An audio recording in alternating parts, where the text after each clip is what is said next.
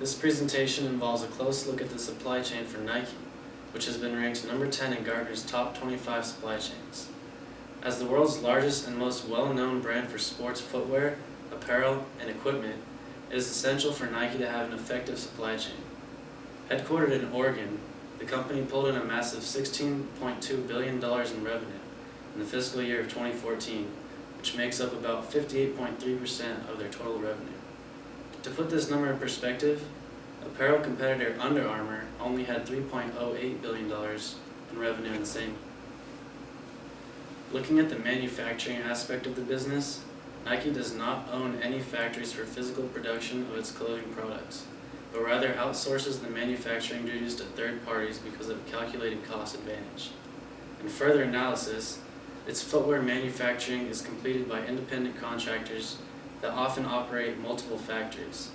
In 2014, there were about 150 footwear factories in 14 different countries.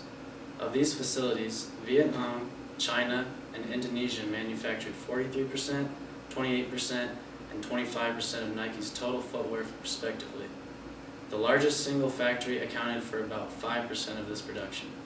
Similarly, Nike's apparel manufacturing is handled by independent contractors. There are about 430 apparel factories operating in 41 countries during the 2014 fiscal year. In this case, China, Vietnam, Thailand, Indonesia, Sri Lanka, Pakistan, and Malaysia accounted for the majority of clothing production. The top 5 manufacturers combined for approximately 34% of total production, and one particular contractor accounted for over 10% of clothing output. Also, most of the raw materials found throughout the supply chain are sourced by independent contractors within the manufacturing home country.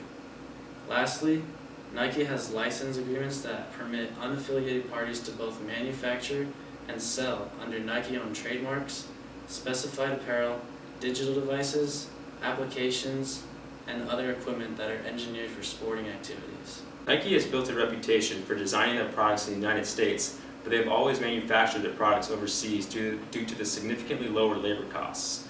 Over the past few years, Nike has improved the efficiency of their shipping technologies, and as you can see from this graph, over the past few years, the cost of goods sold has significantly decreased. With the strategy they've been using, Nike is able to focus on their core competencies of their business, like marketing, product design, and product development. So here are the 3 main disadvantages of Nike's manufacturing. First of all, government legislation recently has been regulating factories that has led to an increase in input costs, especially labor costs, for the many factory workers that Nike employs. Secondly, on that note, Nike has actually received a lot of criticism over the years about the working conditions and the child labor problems in their factories overseas. And third are their suppliers. So Nike has seen that since it has many suppliers, it is becoming increasingly difficult to maintain control of all of their inventory. On a positive note, this does actually create more competition within the supply chain, which can lead to more innovation overall. Globally, Nike's manufacturing vision includes moving towards maintaining long-term relationships with a few of their most trusted partners. In the past, Nike has been known to have a large amount of short-term relationships with their many factories overseas. Nike believes that this strategy will lead to a much more efficient supply chain over the years. One of the key points of Nike's manufacturing strategy is lean manufacturing. Under this emphasis, between 70% and 76% of its apparel and 80% of its footwear were manufacturing on lean lines by the end of the 2013 fiscal year. As a result, this delivered additional savings of 15 cents per unit through better labor productivity and lower waste. Another major point in Nike's strategy is material consolidation. This involves reducing the number of vendors that they choose to source materials from, while also reducing the number of materials in the manufacturing of the products. Furthermore, Nike introduced a new supply chain that uses a just-in-time delivery approach to facilitate faster shipment of products to customers in both Europe and America. All of these aspects of Nike are put into place in order to obtain the vision of modernization and innovation. Nike is actually currently leading the sports footwear and apparel industry in integrating sustainability into product creation and manufacturing. Nike's main initiative has been to stay lean by using fewer resources as well as reducing waste. One key to Nike's success is that all of their employees are managed under what they call a continuous improvement system. They have been implementing new policies that value the workforce while reducing downtime at the same time. Nike runs 5 primary distribution centers in the United States located in Memphis, Tennessee. 3 of these actually operate on a leased basis. By the end of the 2014 fiscal year, 16 distribution centers were operating outside of the United States in order to meet the demand of an expanding global market. In this year, 56% of Nike's total revenue derived from the sales outside of North America. Furthermore, Nike brand apparel and equipment products are also shipped from its distribution center in Foothill Ranch, California. Converse and Hurley products, which are owned by Nike, are shipped primarily from Ontario. Nike's operations are vertically integrated with a presence in every segment of the value supply chain, from the manufacturing all the way down to the sales. This vertical integration exists between suppliers, manufacturers, distributors, and retailers to ensure that all firms are in a close working relationship. Nike actually often sends out research and development staff to production factories all over the world in order to ensure a smooth and consistent production in all of their factories.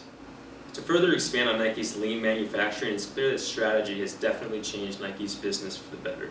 It has provided many benefits like improved quality, reduced costs, and shorter lead times while reducing human effort, manufacturing space, and investment in new tools. As you can see in this graphic, Nike is working to empower its employees with the skills and knowledge required to manage production and issues related to process or quality improvements quickly. This would put decisions closer to the workers and provide them with the opportunity to enhance their skills and contribute in continuous improvement. Nike and its contract manufacturers are working together to shift from monitoring to building manufacturing capacity for self-management. Nike believes that this approach will turn out to be more successful and sustainable in stimulating systematic changes and improving the lives of all their workers. In the year 2014, Nike saw a major increase of capital expenditures by more than 47%. Its push to drive higher retail revenues through bricks and mortar stores has resulted in higher expenditures. The high-tech premium image that the company puts across results in a higher investment on store rollouts. In addition, Nike spends a considerable amount of time enhancing the digital experience for its customers with the ultimate goal of increasing e-commerce sales. Also, the company has a focus on research on innovative manufacturing technologies. This would ultimately lead to a reduced cost of production, but requires an ongoing investment as well. Nike expects that revenues will grow to $6.5 billion by the fiscal year 2017, and Latin America, particularly Brazil, is expected to be a key growth factor in the upcoming years. The company expects Brazil to become their 3rd largest market globally in time for the Olympic Games in Rio, slated for the summer of 2016. Nike is looking at running, soccer, and women's training categories to drive growth in this market. Due to their increase in expected demand because of the Olympic Games, Nike will look to increase marketing and production in Latin America to take advantage of this opportunity. One particular downside is that Latin America and their economies, especially Argentina and Brazil, have undergone significant currency depreciation in the recent years. This could have a large impact on Nike's plan to increase production in emerging markets. So to start us off, we're just going to be taking a look at the state of the supply chain industry, specifically focusing on a report issued by Gartner on a yearly basis, where Gartner identifies the top 25 companies in supply chain management and looks specifically at metrics such as peer opinions, weighted return on assets, inventory turns, weighted revenue growth, and combines all of these into a composite scoring. The report additionally identifies a few key industry trends which all of these top 25 players are shown to be innovating in or continually adopting, which has resulted in their ranking within this peer list. And so just to give you guys an idea of how Gartner actually breaks down their ranking specifically, there's a Gartner opinion and a peer opinion, each of which is weighted at 25% respectively of the composite score for a total of 50%. And this is based on a forced rank ordering against the definition of DDVN orchestrator, where Gartner defines a DDVN orchestrator as a demand-driven value network, or to quote precisely what Gartner says, a business environment holistically designed to maximize value of and optimize risk across a set of extended supply chain processes and technologies that senses and orchestrates demand based on a near zero latency demand signal across multiple networks of corporate stakeholders and trading partners. The next metric is 3-year weighted return on assets, where the assets are actually broken out into a more distinct weighting based on 2014, 2013, and 2012 totals. And to give you guys a more specific calculation, 2014 net income divided by 2014 total assets multiplied by 50% weighting 2013 net income divided by 2013 total assets multiplied by 30% weighting, and 2012 net income divided by 2012 total assets multiplied by 20% weighting. In regards to inventory turns, which account for 15% of the total weighting in the composite score, 2014 cost of goods sold divided by 2014 quarterly average inventory turns provides us with the inventory turn ratio. And the three-year weighted revenue growth, which accounts for 10% of the total, is basically just looking at the change in revenues between each year, with again a similar weighting of 50%, 30%, and 20% respectively, looking at 2014, 13, and 12. And all of this flows ultimately into the composite score, which again, the Gartner and the peer opinion account for 50% total, 25% respectively. The return on assets accounts for 25%, inventory turns accounts for 15%, and revenue growth accounts for 10% to provide a very holistic view of the company, both in regards to opinions from the industry itself and industry professionals, and an actual look at the company's own financials to understand where they stand in regards to their peers. So where does Nike actually stand in relation to its peers? Nike comes in at number 10, closing on our top 10 list, with a peer opinion score of 1,369, a Gartner opinion score of 214, a 3-year weighted return on assets of 14.5%, 4.1 inventory turns per year, a 3-year weighted revenue growth of 10.7%, for a composite score of 3.78 total. And so to give you guys, a more of a working idea of where these numbers stand in relation to some of their peers, looking specifically at the peer opinion and the Gartner opinion, the top ranking for the top 25 in the supply chain list is Amazon for peer opinion with a score of 3,394, while for the Gartner opinion, the top score was 619 for Unilever. Amazon comes in at number 1, Unilever comes in at number 3 in the list. And while these numbers seem very high in relation to the numbers that Nike is ranked based off of, Amazon and Unilever were definitely outliers in this specific category, with the average ranking for peer opinion sitting somewhere more closer to a score between, for the top 10 at least, around 1,500, while for the Gartner opinion, it was sitting between a range of around 400 to 600. So looking at more of the qualitative points that Gartner made in regards to why Nike came in and closed out our top 10 listing here, is that it continues to deliver best-in-class superior financial performance, again with a return on assets of 14.5% and growth of 10.7%, both of these numbers on a weighted basis. And for an established company like Nike, having a growth of 10.7% per year and a return on assets of 14.5% is astounding to say the least. Additionally, they have very strong foundational capabilities in product lifecycle and supply network management, having taken several steps to make sure that they're implementing lean technology and lean techniques within their supply chain to make sure they're very efficient in how they go about manufacturing their products specifically. And they've also been adopting a lot of innovative new technologies, including color dry technology and 3D/4D printing technology, something which I'll briefly brush over in my later slides, but which Brett will discuss more at length during his discussion of innovation and technology for Nike. So moving on to the industry trends highlighted within the Gartner report, they look specifically at 3 things: bimodal supply chain strategies, increased customer intimacy, and emerging digital business models. Bimodal supply chain strategies are business models expected to change quickly, spend time growing and innovating while also streamlining and promoting efficiency. Customer intimacy, companies are taking more time to focus on prioritizing customers within their supply chain using metrics such as net promoter scores. And moving on to digital business models, more companies have been leveraging digital capabilities to support new business models and improve broader value chain performance. So focusing on the first industry trend of bimodal strategies, Nike has already proven itself to be a leader in the industry, bifurcating the categories between cost optimization and innovation, making today better, which covers Nike's progress in 6 key impact areas and shows how they are redefining their business to improve their performance. While designing the future illustrates how Nike is unleashing innovation to drive their business forward and embed sustainability approaches to products and manufacturing. Focusing on the final 2 industry trends of customer intimacy and digital business models, Nike, according to the American Customer Satisfaction Index as of 2015, sits at a consumer approval rating of 78 compared to an overall rating for the industry of athletic shoes of 78 and competitor Adidas with a rating of 77. However, other industries are sitting at a rating of 79. Thus, we believe a company of Nike's caliber can continue to pursue customer intimacy and further drive an understanding of who their customers are through their supply chain. Finally, focusing on emerging digital business models, Nike is at the forefront of innovative technologies, especially emerging technologies, including their proprietary process of color dyeing and their usage of 3D and 4D printing, implementation of these 3D and 4D printing processes into their typical manufacturing locations. And that's something that I'll let Brett talk about later on. Otherwise, I'm going to turn it over to Samir and let him talk more about some issues Nike has faced in the past in their supply chain industry.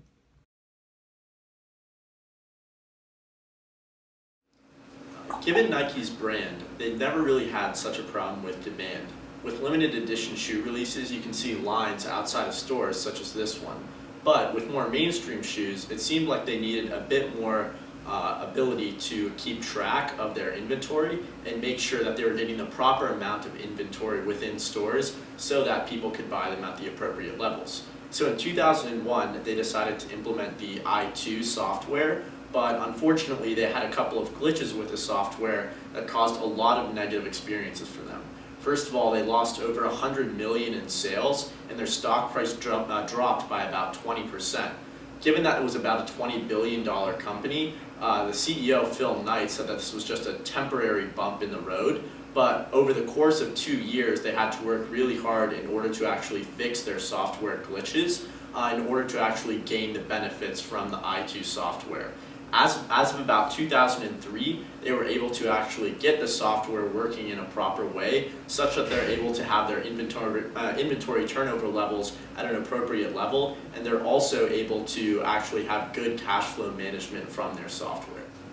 Chapter 3 of the textbook actually specifically focuses on Nike's problem with the software glitch in 2001. It says that you actually have to deal with supply chain emergencies like Nike's emergency by using supply chain metrics. Nike actually created, in response to this problem as well as a few other supply chain problems, a manufacturing index that helps them keep track of all the supply chain metrics in their supply chain. These include the 4 key components of quality, cost, on-time delivery, and sustainability, all of which we'll talk about later in the presentation. One of the most prominent issues that Nike's had to deal with in its supply chain started in 1992 with a Harper's Magazine article by Jeffrey Ballinger exposing that they had been using low-wage labor that was at about 14 cents an hour in Indonesia, that was also employing people who were under the age of 16 in poor working conditions. After this happened, there was outcry from current consumers of Nike, and given what we know about supply chains and that you can't outsource responsibility, the consumers were holding Nike responsible rather than the factories that were operating in Indonesia in such a manner. Because of this, the CEO, Phil Knight, came out and gave a speech that said how they were going to reform their labor practices in order to fix this problem. In Phil Knight's speech, he talked about a few things that would help improve the working conditions for people in foreign countries that were creating products that would eventually supply Nike and consumers. One of the most important things that they did was make sure that all factories were in compliance with OSHA regulations, or Occupational Safety and Health Administration regulations, not just in the United States but globally. This helped to make sure that there was a regulated set of rules that all factories would have to follow in order to be compliant with Nike regulations. This infographic helps understand where Nike's factories are all around the globe and where they started to implement the different audits that would help them reform their labor practices. In order to do this properly, they used outside audits called management audit verifications that focused on 4 core areas, including wages and benefits, hours of work, labor relations, and grievance systems. They also did not want to immediately terminate any place that was not in line with their current standards, because those places usually were great suppliers for them in terms of product. So for those that did fail, they created a master action plan that would give suppliers some time to improve. But if the suppliers eventually did not improve, they would terminate that contract. But this allowed the suppliers to believe that there was still a relationship between Nike and them, and that they were both motivated to actually improve the working standards for people in the factory, but also still be having a relationship with Nike that allowed both sides to prosper. Despite the audits that had been going on since 2005, as well as in 2005 disclosing all of the contractors that Nike was working with, there still seemed to be some problems with labor standards for activists, so Nike continued to try to improve the way in which they monitored and also were more proactive with the factories they worked with. So in 2010, they implemented the Nike Code of Conduct, which is listed here, which includes things like preventing involuntary work and not employing people who are age 16 or lower, which was really important for making sure that every factory had a proactive approach to meeting labor standards. But they didn't just create a poster for each Nike factory around the globe. They also created a pamphlet that was given to all factory owners and managers to help them understand how to actually implement the Nike Code of Conduct in a way that would help them continue to be profitable, but also be in line with Nike's Code of Conduct to help them meet the needs of their consumers who wanted a product that's not just high quality, but also is built according to labor standards that they see fair.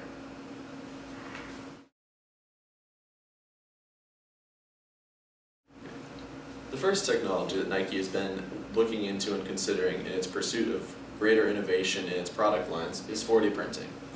An evolution of the already popular 3D printing technology, 4D printing would allow them to not only print in what is beyond the 2D printers and print into physical objects, but allow them to print objects that could react to time.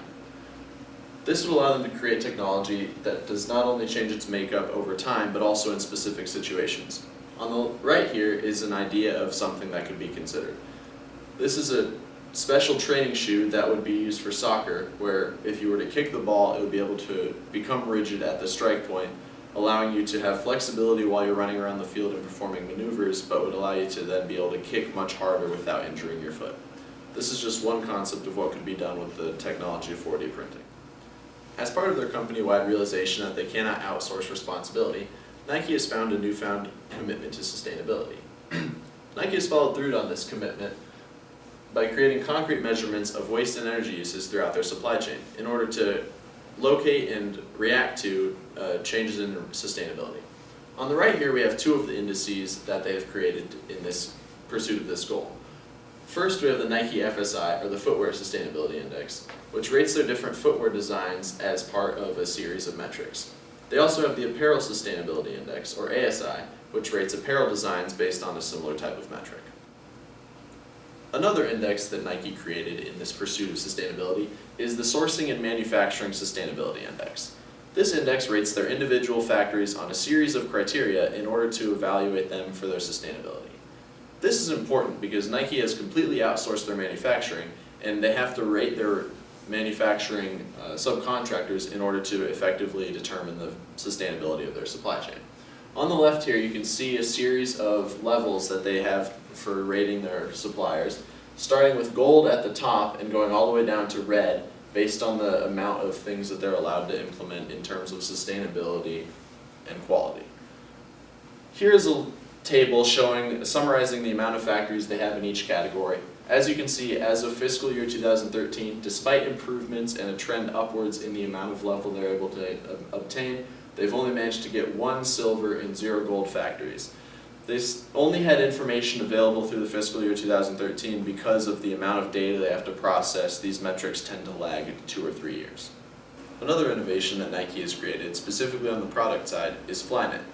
New in 2012, Flyknit uses yarns and fabrics more extensively in the construction of the shoe in order to cut down on the material used and to cut down on the waste produced by the manufacturing process. This utilizes new materials and technology, and their website says that the goal was to engineer static qualities into pliable materials. This allowed them to use yarn and fabric as not only as things that cover up your foot, but as actual structural components of the shoe, greatly reducing weight. The next sustainability-focused innovation that Nike has created is the color dry system. This system is more for the manufacturing side of things and has been part of their measures taken to make their supply chain more sustainable. While dyeing fabrics has traditionally taken a lot of water, approximately 30 liters of water per shirt, the color dry system actually is able to perform this process without using any water. Instead of using water, this system actually uses recycled CO2 produced by other manufacturing processes and is able to therefore use the CO2 in order to dye these shirts. The final innovation that Nike has created in their pursuit of sustainability is the Making app. While this is sort of a softer innovation, it's been created in order to make designers and even customers more cognizant of the amount of waste generated by different materials. This can be used by designers, and it's been referred to by Nike as a call to action for the world of design. But it can also be used by consumers who are just looking to become more informed about the products they're purchasing.